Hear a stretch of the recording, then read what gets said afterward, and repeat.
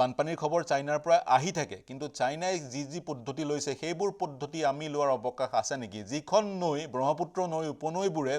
বিভীষিকাৰ সৃষ্টি কৰে সেইখন নৈ কিন্তু তিব্বেততে উৎপত্তি হৈছে তিব্বেতৰ পৰা অৰুণাচল হৈ মেডক কাউণ্টিয়েদি অৰুণাচল হৈ অসমত প্ৰৱেশ কৰি সেইফালে বংগোপসাগৰত পৰিছেগৈ বাংলাদেশ হৈ শামীম আপোনাৰ ওচৰলৈ যাব বিচাৰিম কি ক'ব আপুনি যিবোৰ প্ৰেক্টিছ চাইনাই কৰিছে সেইবোৰ আমি ইয়াতে অৱলম্বন কৰাৰ অৱকাশ আছেনে হয় প্ৰথম কথা হ'ল যে চাইনাত মই যোনটো দেখিছোঁ লাষ্ট 10 ইয়াৰ্ছৰ পৰা থাকি পেলাই প্ৰথম ইয়াতে চাৰি প্ৰকাৰে মেজৰ এৰিয়াজ মানে চাইনাই কাম কৰি পেলাই ফ্লাডবোৰ কণ্ট্ৰল কৰে আৰু চাইনাৰ এটা ফিলচফি হ'ল যে ফ্লাডটো আনএভইডেবল কিন্তু ডেমেজ কিমান মিনিমাম কৰিব পাৰি কিমান মিটিগেট কৰিব পাৰি সেইটোহে তেওঁলোকে চায় আৰু মেইন হ'ল যে ফ'ৰ এপ্ৰ'চেছ যোনটো ক'লো মেইন প্ৰিভেনশ্যন ফ'ৰকাষ্ট ইনফ্ৰাষ্ট্ৰাকচাৰ আৰু এটা হ'ল ৰেপিড ইমাৰ্জেঞ্চি ৰেছপন্স তেওঁলোকে যোনটো মবিলাইজ কৰে আৰু এইটো একজেক্টলি কপি কৰাটো অসমত ডেফিনেটলি পচিবল নহয় কাৰণ কি জিঅ'গ্ৰাফী বেলেগ অসমৰ বিশেষটো ব্ৰহ্মপুত্ৰটো বহুত কমপ্লেক্স ৰিভাৰ কিন্তু তথাপি কিছুমান বস্তু হয়তো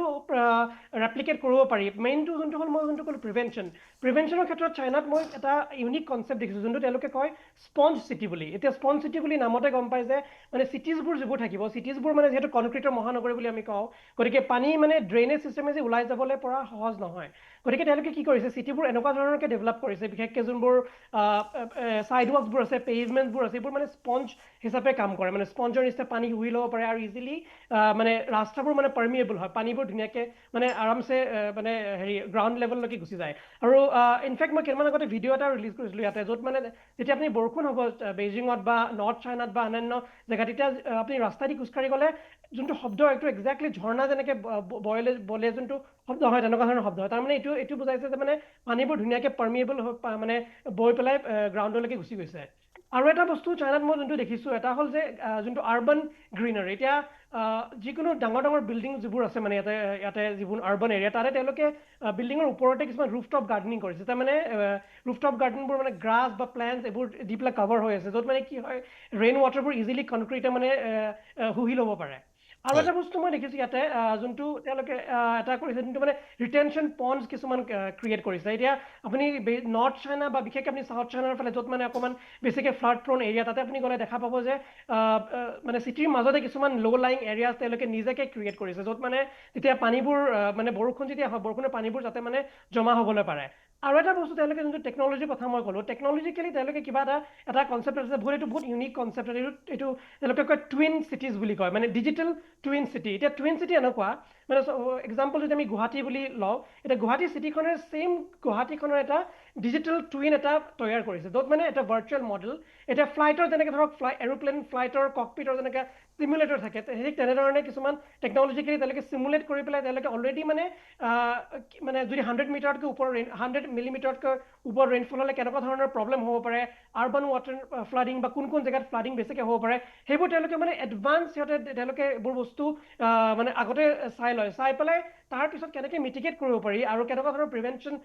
এফৰ্ট ল'ব পাৰি সেইবোৰ তাৰপিছত তেওঁলোকে প্লেনিং কৰে গতিকে এডভান্স প্লেনিং টেকন'লজি আৰু যোনটো মই ক'লো আৰ্বান ইনফ্ৰাষ্ট্ৰাকচাৰ এইবোৰ মানে এক প্ৰকাৰ ধৰক ধুনীয়াকৈ একেলগে লগত লৈ পেলাই এপ্ৰ'চটো লৈ পেলাই চাইনাই মিটিগেট কৰিছে মই যোনটো লাষ্ট দেখিছোঁ হয় 10 এইটো ইয়াৰ্ছত আপুনি আৰ্বান ফ্লাডৰ কথা ক'লে যিকেইটা পদ্ধতি আমি গুৱাহাটীত ৰেপ্লিকেট কৰিব পাৰোঁ গুৱাহাটীত যিবোৰ উচ্চ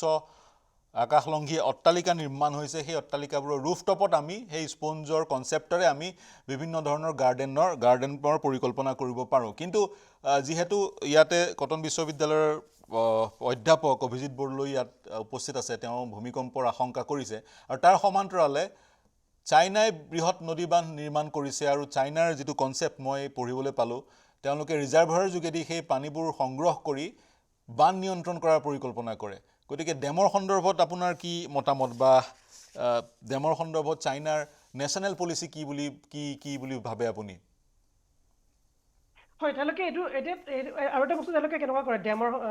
ডেমৰ ৰিলেটেড তাৰমানে আৰু এইটো বহুত লং টাৰ্ম প্লেনিং হয় যোনটো য়াংজে ৰিভাৰ যোনটো খুব সম্ভৱ 1998 যোনটো ডাঙৰ ফ্লাইট এটা আহিছিলে তেতিয়া চাইনাই গম পাইছিলে যে এইটোৰ কাৰণে এটা লং টাৰ্ম প্লেনিং কৰিব লাগিব আৰু চাইনাই কি কৰে কিছুমান জেগা ধৰক যেনেকুৱা ধৰক নৰ্থ চাইনাৰ হাৰ্বিন যোনটো এণ্টায়াৰলি মানে